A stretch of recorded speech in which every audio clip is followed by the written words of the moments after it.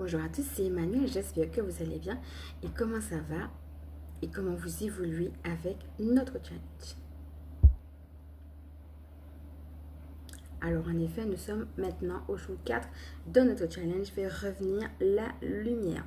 Alors on va commencer par ça, juste se poser avec nous-mêmes, se déposer, prendre le temps de prendre le pouls de finalement où est-ce qu'on en est, comment on va. Voilà, un petit bilan simple de comment on se sent. C'est parti.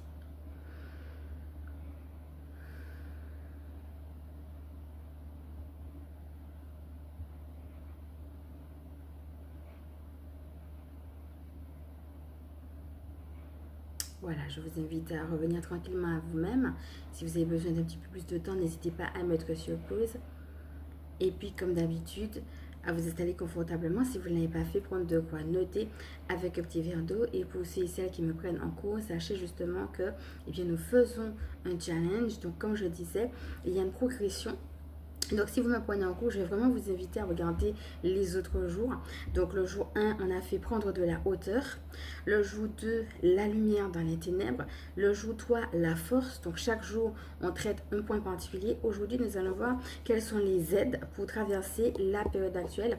Donc, on va voir les différents anges, on va faire une prière et, comme d'habitude, un tapping. Alors, faire revenir la lumière, j'ai pensé vraiment ce challenge comme étant une opportunité d'aller, comme je disais, élaguer le terrain, dégager les choses, dégager la noirceur, peut-être pas tout, mais au moins une partie, pour que la lumière puisse trouver une entaille et venir. Ou alors, parfois, la lumière est déjà là, mais il y a tellement de noirceur qu'on n'arrive pas à la voir. Et dégager la noirceur permet justement de voir, ah ben tiens, il y a une lumière là, et puis de pouvoir pleinement rentrer dedans, puisque c'est ça qui nous est demandé là-haut. Donc voilà, c'est un petit peu l'intention que j'ai mise lors de ce challenge.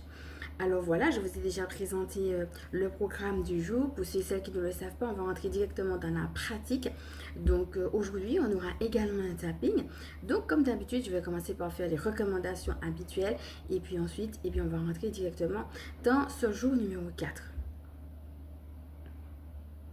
Alors, premièrement, ce que je vais faire ici ne va pas remplacer ce que vous allez faire auprès de votre médecin ou de notre professionnel de santé dont vous auriez besoin. Et deuxièmement, si vous ne connaissez pas l'EFT, je vais vous inviter soit à faire d'abord vos propres recherches ou bien à aller voir directement la vidéo que j'ai présentée autour de ce thème. D'accord? Qu'est-ce que l'EFT? Eh bien, j'en ai parlé. Et puis aussi les rondes. Là, ce qu'on va faire, c'est directement les rondes. Donc, comme d'habitude, ça va consister tout simplement à faire les gestes en même temps que moi, en répétant les phrases que je vais vous proposer.